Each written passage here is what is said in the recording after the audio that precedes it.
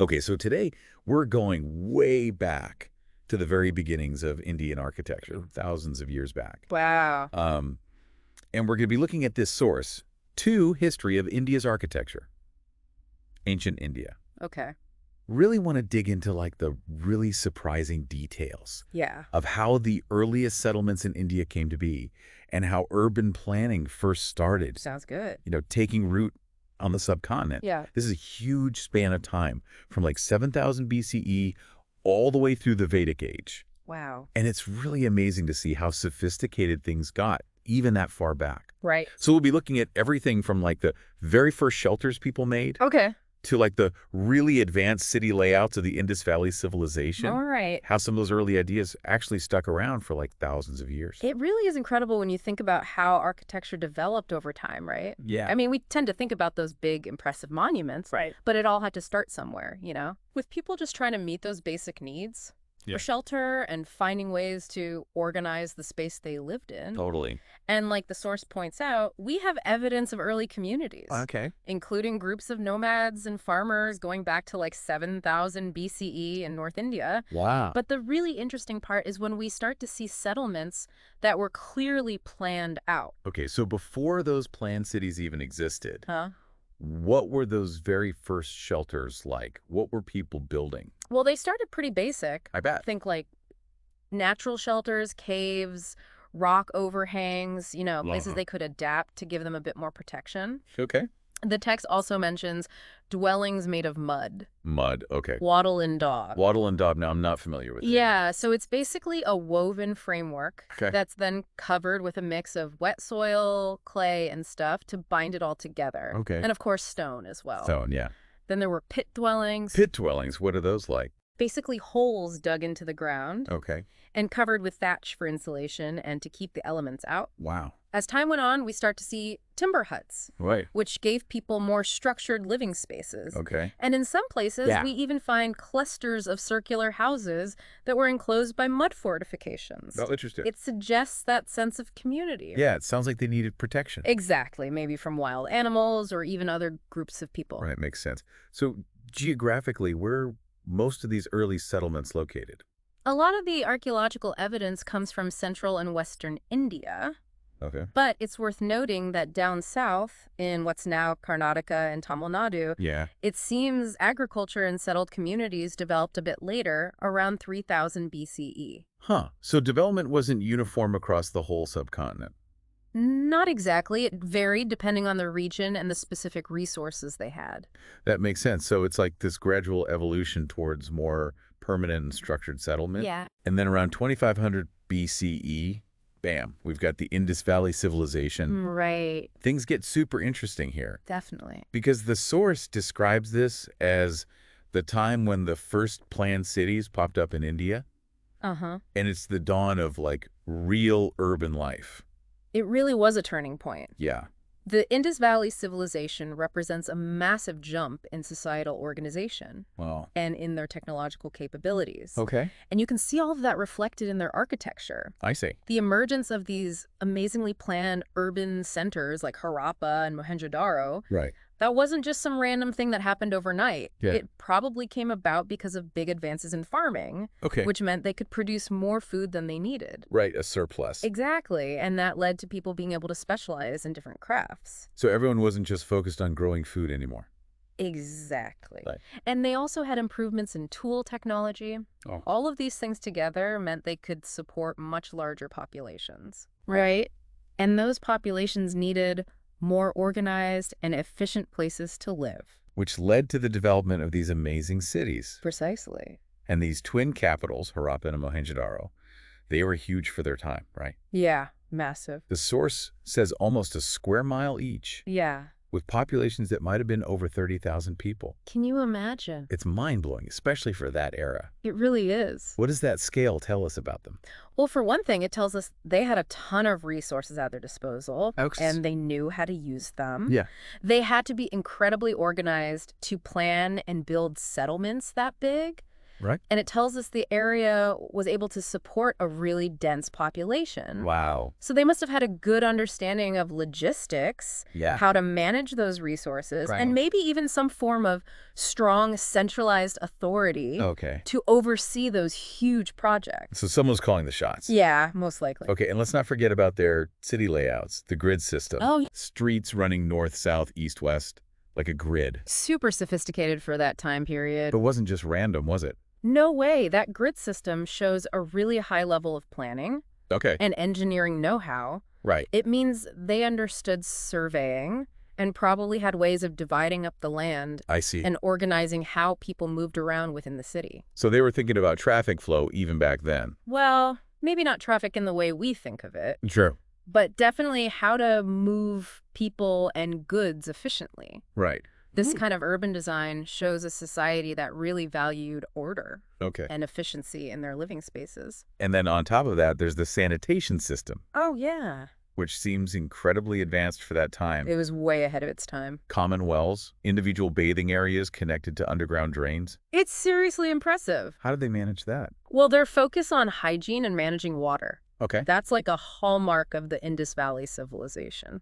These underground drains led to bigger sewers and pits lined with brick. Wow. It shows that they understood how to keep things clean for public health. So it wasn't just about being tidy. No, they knew it would help prevent diseases Right. and keep people healthy. That's really forward thinking. It is. A lot of civilizations that came later Yeah. really struggled with this. Wow. And to build those systems, Yeah. you need some serious engineering skills. Okay, now let's zoom in on the Citadel of Mohenjo-daro. Oh, right. This great bath sounds really interesting. Yeah, it's one of the highlights for sure. This ceremonial tank, maybe used for like ritual cleansing. Yeah, ritual ablutions. What does that tell us about their beliefs? Well, the sheer size of it, Yeah. the precise brickwork, Yep. and the fact that the tank was carefully sealed, Okay. all of that points to it being really important to them for their community or their religion. Right. This idea of ritual bathing suggests they had practices focused on purification, Huh. or maybe communal gatherings I see. that were connected to their beliefs. Makes sense. And right next to it, there's this massive granary. Oh, yeah, that's another key feature. So they had a system for storing all that extra food. Exactly. That was key for supporting a large population. Yeah. And maybe even for trade. Right. Right. They also had this huge hall in the Citadel. Okay. No one's quite sure what it was used for. Huh. Could have been a palace for their rulers, Okay. a temple for religious ceremonies, Right. or even like a public meeting space. Wow. The fact that these important structures Mhm. were all up on this elevated, maybe even fortified citadel, Right. suggests they had a hierarchy when it came to space. Okay. And probably in their society, too. So some areas were more important than others. Exactly. And then there are these terraced platforms with all sorts of different rooms. Yeah, like cells for priests, Okay. platforms for making flour, Interesting. even rooms for workers. It sounds like a very structured society. It does, almost compartmentalized. Yeah, like everyone had their specific place and role. The layout definitely suggests that they had a system of social stratification. Right. Different levels. Yeah, and a division of labor. So different groups doing different jobs. Exactly. All working together to make the city function. And then if we move down to the residential areas, Okay. the source says the basic unit was the house. Makes sense. They varied in size, some had multiple stories, Right. and they used practical materials, timber for roofs, bricks for walls. Yeah, they used bricks made from the clay soil of the Indus River. It's cool how they used what they had locally. It was efficient, right? Yeah. And this common feature, the central courtyard, That's the part that really stands out to me. open to the sky. Yeah, why do you think that persisted for so long? Well, think about the climate. Okay, it's hot. Very hot. So the courtyard creates a cool, shaded area. Right. Helps with air circulation. Yeah, smart. And socially, it's like a central gathering space for families. Okay. Offers some privacy from the outside. Right. And it might even have had some symbolic meaning Oh, interesting. tied to family life and traditions. I see. It seems like a design element that just worked really well. Yeah, for a lot of different reasons. Exactly, across different time periods. So beyond the architecture itself, what does this tell us about Indus Valley society? All right. The source mentions that they were prosperous, maybe a theocracy ruled by priests, Uh-huh. and that they had extensive trade with the Middle East. Right, well, if we put all the evidence together, Yeah. we get this picture of a really successful and interconnected civilization, Okay. the well-planned cities, Right. the advanced sanitation, Uh-huh. the fact that they had standardized weights and measures. Interesting. All of that points to sophisticated organization and governance. Like they had their act together Yeah, they in the did. trade with the Middle East. They found Indus Valley seals all the way over in Mesopotamia. Wow, that's far. It is. That's Uh, modern-day Iraq Oh, wow. and parts of Syria and Kuwait. So they were well connected. They were. It means they had a good economy, Right. and they were exchanging ideas and goods with other cultures. That's amazing. Yeah. And this idea of them being ruled by priests, a theocracy. Yeah, that's based on what we've found through archaeology. Right. And the fact that those religious structures, like the Great Bath, Right. were so prominent. Okay, so it's an interpretation. It is. We're still piecing together the puzzle. Yeah. But then there are those Indus Valley inscriptions, Right? over 3,000 of them, Wow. and we still can't decipher them. So we can't read them. Not yet, but they suggest that they had a well-developed writing system and a complex administration. That's incredible. It is, but because we can't read them, Yeah. there's still so much we don't know about how they were governed. Right, and what they believed in. Exactly. It's amazing to think about this whole advanced civilization existing, Yeah. but then the source mentions these vulnerabilities. Right. They had to deal with floods from the Indus River, and they weren't very well protected from invasions. It seems that even the most impressive societies Yeah. can face some pretty serious challenges Right. that can lead to big changes or even collapse. So what happened? Well, by around 1500 BCE, the civilization had declined, Okay. and that paved the way for the arrival of the Indo-Aryan people. And that leads us into the Vedic Age. Right. So with the Vedic Age, which starts around the middle of the first millennium BCE, Yeah. we see the Aryans migrating east towards the fertile plains of the Ganges River. Right, that's where they settled. And this shift brings about some major changes, doesn't it? Absolutely. They become more agrarian. More focused on farming. Right. Yeah. They've got new customs, beliefs. New gods. Yeah, a whole new pantheon of gods. It was a really significant cultural and societal shift. Okay, tell me more about that. Well, as they settled in the Ganges plains, Yeah. agriculture became central to their lives. Right. It shaped their social structure and even their religious beliefs. I see. This is when we see the emergence of that four-class system. The four classes, right? The Brahmins, the priests, Okay. the Kshatriyas, the warriors, Right. the Vaishyas, the traders and the farmers, Okay. and the Sudras, the laborers. So that hierarchy became a defining feature of their society. It did. Wow. And then you have the Vedic religion Okay. with all those gods, Like who? like Indra, Agni, and many more. Wow.